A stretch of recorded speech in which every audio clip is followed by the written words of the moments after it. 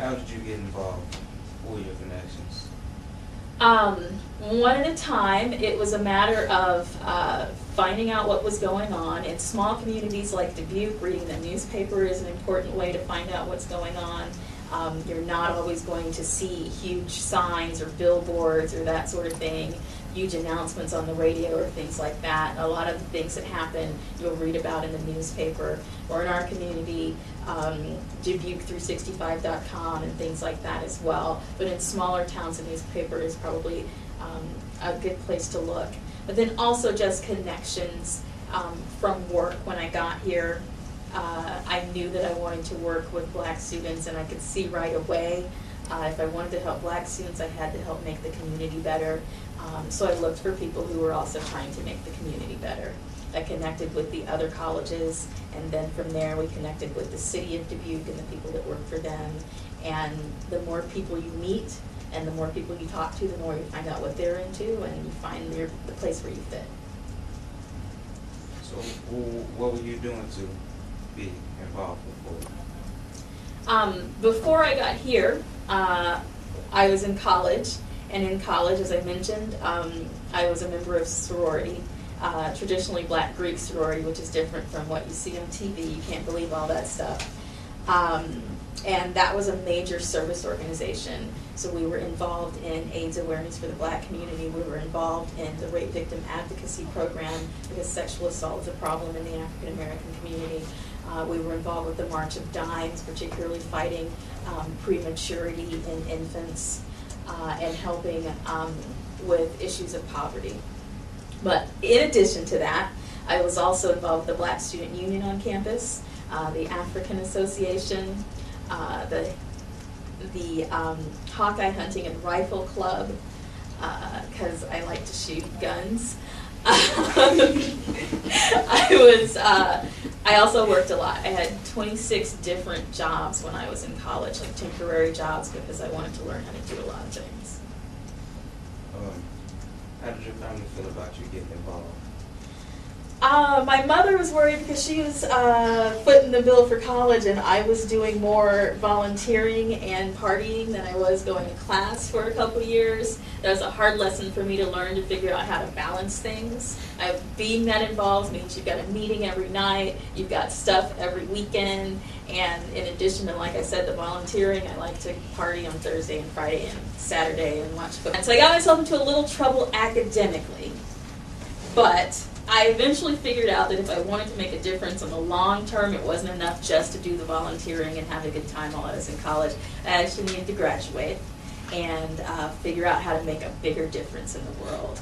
So I buckled down and finished up eventually. But yeah, my family was a little bit worried that I might be too involved. What professional experience and positions have you held? Were you the first African American in that position? I was the first African American in my position at Clarke. Originally, I was director of multicultural student services, and it was actually a completely new position that was created for me. And I was also the first in the position I'm currently in at Clarke, which is director of student life, where I oversee residence life, the multicultural center assessment, and a lot of other things. I've been told that I am the highest placed African American in the community of Dubuque, professionally speaking. I'm not sure if that's true, but that's what I've been told. I was also on the school board here in Dubuque, and I was the first black elected official in the county of Dubuque, which was a unique experience. A lot of money passes through the hands of the district, 10,000 students.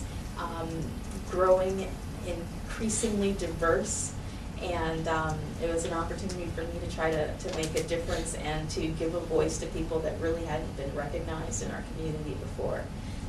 So those are the two main areas that people know me for in this community.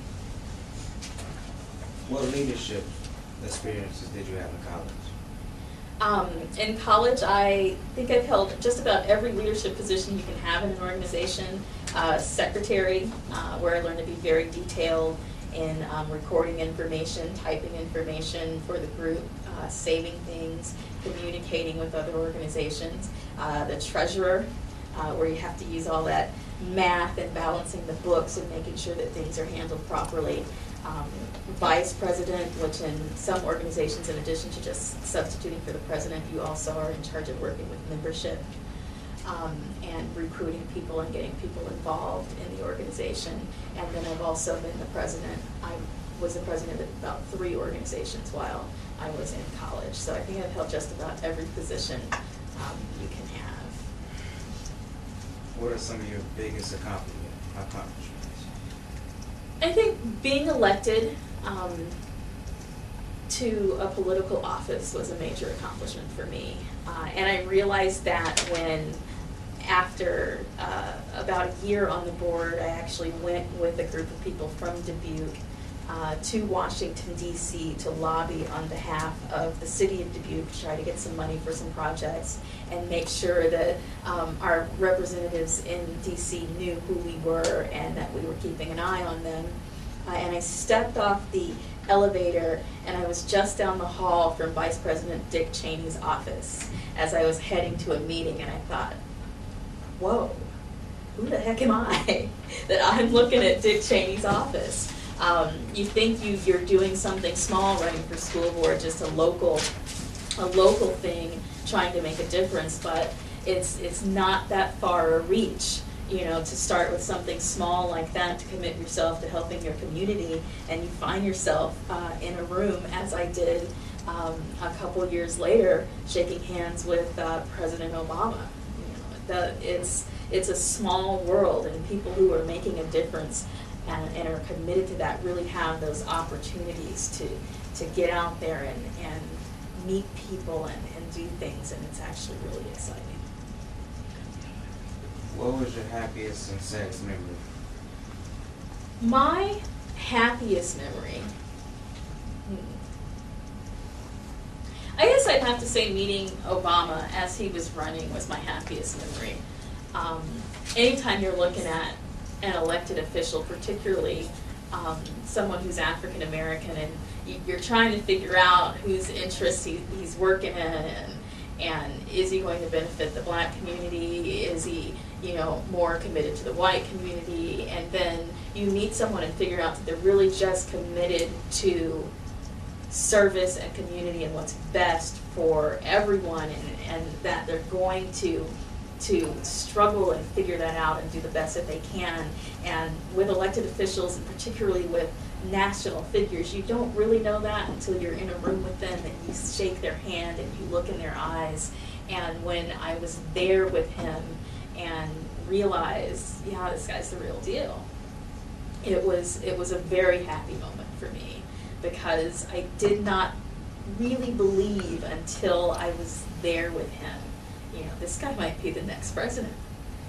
And to be on the phone, having met him with my grandfather the night that the election numbers came in, and to have my grandfather tell me that he never thought he'd live to see the day that there would be a black president.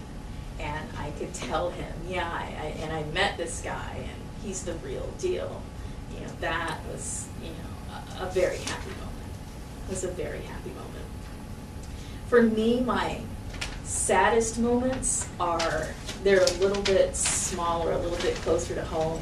The saddest moments for me happen when I see a very capable African American student come into the doors of my college and not be able to graduate, not make it out because they weren't ready, or they didn't buckle down, or they were afraid to ask for help, or they didn't develop the connections that they needed to, or they didn't go to class. You know, whatever the reason, the saddest thing for me is to see someone who could be on the dean's list with a 4.0 GPA, but instead they're leaving in the middle of the semester with nothing, you know, but the clothes on their back and the stuff they brought with them.